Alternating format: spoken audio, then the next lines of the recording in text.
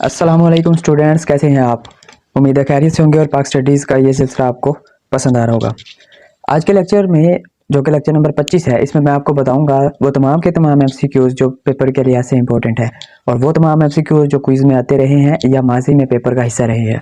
तो चैनल को सब्सक्राइब कर लें और वीडियो को एंड तक लाजमी देखना है। शुरू करते हैं अपना लेक्चर। आज का लेक्चर है हमारा पाकिस्तान के रिसोर्सेज पर और एग्रीकल्चर के हवाले से है कि पाकिस्तान में कौन कौन सी फसलें काश्त की जाती हैं, कब की जाती हैं। इसमें दोस्तों सबसे पहले है नेचुरल रिसोर्सेज की तारीफ। नेचुरल रिसोर्सेज वो तमाम के तमाम रिसोर्सेज होते हैं जो किसी भी मुल्क के पास कुदरती तौर पर पाए जाते हैं, ठीक है। उसके बाद एग्रीकल्चर लैंड होल्ड की development and prosperity of a country. तो एग्रीकल्चर जो है वो किसी भी कंट्री की खुशहाली का ज़ामिन होती है। The rate of development of prosperity of a country depends upon the efforts to make use of resources. तो रिसोर्सेज को किस तरह से इस्तेमाल करना है, कब इस्तेमाल करना है, कितना इस्तेमाल करना है, ये डिपेंड कर रहा होता है। और किसी भी जो मुल्क है उसकी तरक्की जो है इसी पर मुनहसर होती है। रिसोर्सेज के हवाले से बात करते हुए सबसे पहला जो रिसोर्स है हमारे पास वो आयरन ओर का है। आयरन ओर जो है वो स्टील इंडस्ट्री में इस्तेमाल किया जाता है, ये इंपॉर्टेंट एमसीक्यूज़ है। उसके बाद है आयरन ओर जो है पाकिस्तान में जो पाया जाता है वो, एक तो पहली बात तो कम मिकदार में पाया जाता है, दूसरी बात उसकी जो क्वालिटी है वो लो है, और इसी वजह से है जो है ये बाहर से दूसरे ममालिक से इंपोर्ट किया जाता है। उसके बाद है क्रोमाइट।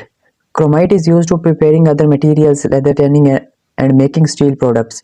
तो क्रोमाइट भी जो है स्टील प्रोडक्ट्स बनाने में इस्तेमाल होता है, लेदर टैनिंग में भी इस्तेमाल होता है। इसके रिसोर्सेज जो है पाकिस्तान में है, और किस किस जगह पे है, ज़ोप में है, चागी में है, मालाकंड, मोहम्मद और वज़ीरिस्तान, फोर्ट समनाबाद।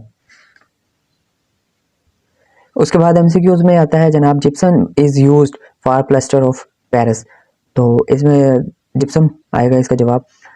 पेंट्स बनाने में भी जिप्सम इस्तेमाल होता है, सीमेंट में भी इस्तेमाल होता है, और इसके जो सोर्सेज है वो कहाँ से मिलता है, ये जहलम में है, मियाँ वाली में है, डीजी खान कोहाट और लोअर अलाई में जिप्सम के जो है ज़राए हैं। अगला जो एमसीक्यूज है वो ये है कि sulphur is used by chemical industry. उसके बाद है coal is used in power generation बिजली पैदा करने के लिए। और कोल के जो ज़खायर हैं वो कहाँ है, सिंध में ठट्टा, थरपारकर और मनारा में है, बलूचिस्तान में है दिगारी, शारिक, सौर और कोस्ट। उसके बाद इंपॉर्टेंट एमसीक्यूज है oil is the major source of energy. तो ये पूछा जाता है it is imported from Iran and Gulf states. तो ये भी एमसीक्यूज के हवाले से इंतहाई इंपॉर्टेंट है। उसके बाद है गैस के रिसोर्सेज पूछे जाते हैं अमूमन।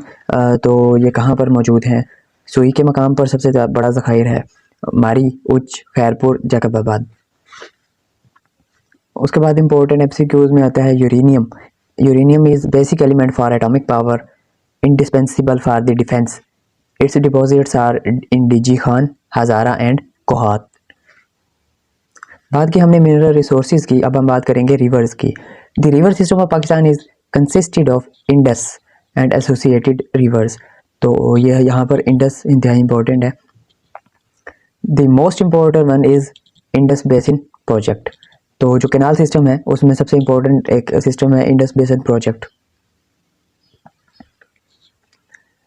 अच्छा, water is use for agriculture where the backbone of agro economy. तो एग्रो इकोनॉमी यहाँ पर पूछा जाता है। It is also a cheapest source of hydro electric power generation. तो ये भी एमसीक्यूज़ के हवाले से इंपॉर्टेंट है। हाइड्रो इलेक्ट्रिक पावर, हाइड्रो चूँकि पानी को कहते हैं तो पानी ही इसका रिसोर्स होगा।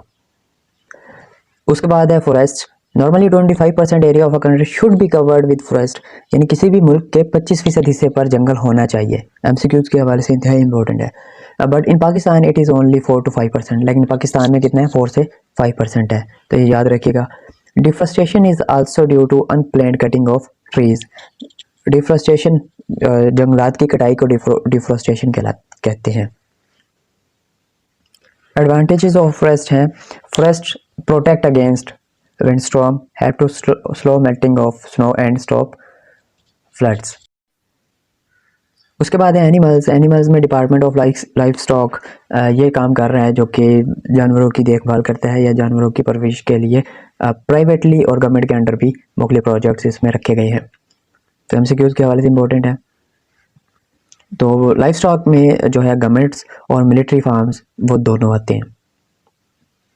उसके बाद है agriculture. More than 70% of its population lives in rural areas. MCQs के हवाले से इंतहाई इंपॉर्टेंट है। पाकिस्तान की 70% आबादी जो है वो देहात में रहती है and over 50% are directly engaged in farming in और एग्रो बेस्ड एक्टिविटीज़। तो 50% से ज़्यादा जो लोग हैं वो ये एक्टिविटीज़ कर रहे होते हैं। दो तरह की फसलें पाकिस्तान में काश्त की जाती हैं, जिसमें सबसे पहली है रबी, शोन इन अक्टूबर नवंबर। अक्टूबर और नवंबर में बोई जाती है, ठीक है। और इसकी जो फसल तैयार हो जाती है या काटी जाती है वो कब, अप्रैल और मई में। इस रबी के जो ज़माने या दौर की जो फसल है उसमें वीट, ग्राम, ऑयल सीड्स वगैरह शामिल है। तो ये MCQs के हवाले से इंतहाई इंपॉर्टेंट है। एक तो इसमें ये पूछा जा सकता है कि रबी की फसल कब बोई जाती है, अक्टूबर नवंबर में बोई जाती है, काटी कब जाती है, अप्रैल मई में, और इसकी फसल कौन कौन सी है। उसके बाद जो दूसरी फसल है वो है खरीफ की फसल, ठीक है। और ये जब जनाब मई और जून में बोई जाती है और इसकी फसल पक कर तैयार हो जाती है अक्टूबर नवंबर में। और इस दौर की जो फसल है वो राई, शुगर केन और कॉटन है।